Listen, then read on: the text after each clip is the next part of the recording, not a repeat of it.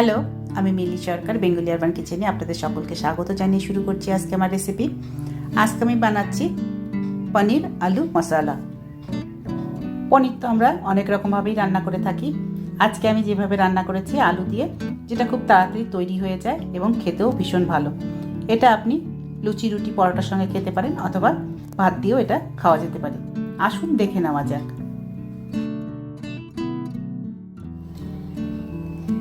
এই রকম ঝটপট তৈরি করা পনির আলু মশলা, যেটা খুব সহজে এবং খুব তাড়াতাড়ি তৈরি করা যায় যখন তখন, আশা করি আপনাদের ভালোই লাগবে।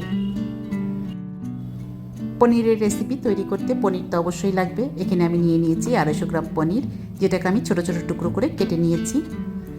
আর লাগছে আলু, এখানে আমি 2টো আলু নিয়েছি সেদ্ধ করা। এর সঙ্গে লাগবে একটা পেঁয়াজ, গোটা 10 রসুন, 1 টুকরো আদা আর টমেটো, যেটা আমি সবগুলো পেস্ট করে নেব। আপনি আমার ভিডিওটা পুরো দেখে সাবস্ক্রাইব, লাইক আর শেয়ার বাটনটা টিপবেন আর বেল আইকনটা টিপতে ভুলবেন না।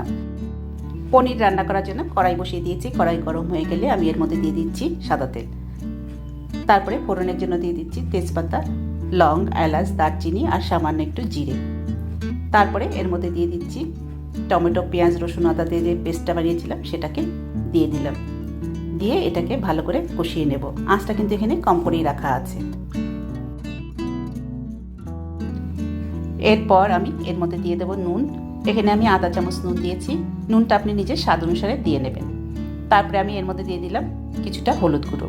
এটা দিয়ে খুব ভালো করে মশলাগুলোকে কষিয়ে নেব যতক্ষণ না পেঁয়াজের কাঁচা গন্ধ চলে যায়, ততক্ষণ পর্যন্ত এটাকে কষিয়ে নেব। মিনিট 2 এই মশলাটা কষিয়ে নেওয়ার পর এবার আমি এর মধ্যে দিয়ে দেবো গুঁড়ো মশলা। যেগুলো দেবো সেটা প্রথমে দিয়ে দিলাম জিরের গুঁড়ো 1 চামচ, ধনের গুঁড়ো সেটাও দিলাম 1 চামচ, আর দিয়ে দিচ্ছি লঙ্কার গুঁড়ো, সেটা আমি আধা চামচ দিয়েছি। আপনি নিজের স্বাদ অনুসারে লঙ্কার গুঁড়ো কম বেশি করে নিতে পারেন। গুঁড়ো মশলাগুলো দেওয়ার পর মশলার সাথে আরও কিছুক্ষণ মশলাগুলোকে কষিয়ে নেব।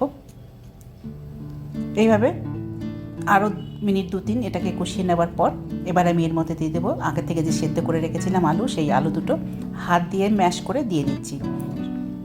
পুরো ম্যাশ করব না, আধা আধা করে ভেঙে দেবো। এটা কেটে দিলেও হয়, কিন্তু এটা হাত দিয়ে এরকমভাবে ভেঙে দিলে এর স্বাদই আলাদা হয়। আলু দেওয়ার পরও আরও মিনিট খানেক এটাকে কষিয়ে নেব মশলার সঙ্গে।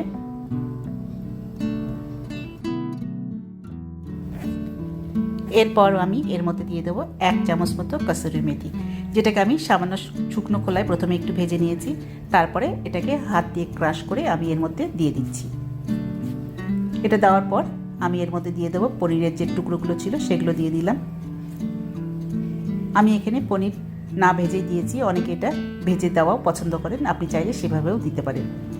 পনিরের টুকরোগুলো দেওয়ার পর আবারও সবজিটাকে একটু নেড়ে দিচ্ছি। এরপর আমি এর মধ্যে দিয়ে দেবো জল। প্রথমে আমি ছোট 1 বাটি জল সেটা দিয়ে দিচ্ছি। তারপর সামান্য একটু নেড়ে দিচ্ছি আর দেখে নিচ্ছি আরও জলের প্রয়োজন হবে কিনা। মনে হচ্ছে আরেকটু জল দিলে বেশ ভালো হয়। এবার আমি এর মধ্যে দিয়ে দেবো আরও আধা বাটি মতো জল।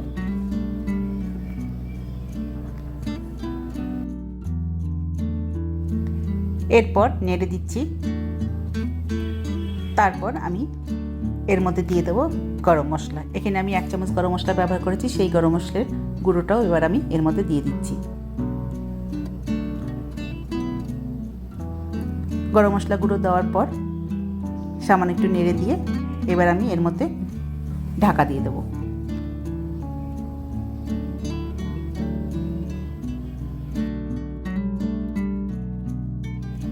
মিনিট 4 পরে ঢাকা সরিয়ে নিচ্ছি। আঁচটা এখানে মিডিয়াম করে রাখা ছিল।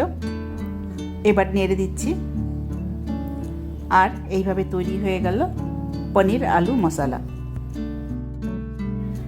আজকে আমার বানানো এই সহজ রেসিপিটা আশা করি আপনাদের পছন্দ হয়েছে। যদি পছন্দ হয়ে থাকে তাহলে অবশ্যই লাইক করবেন, শেয়ার করবেন আর আমার চ্যানেলটাকে সাবস্ক্রাইব করবেন। আবার দেখা হবে নেক্সট ভিডিওতে অন্য কোনো রেসিপি নিয়ে। ভালো থাকবেন। Thank you.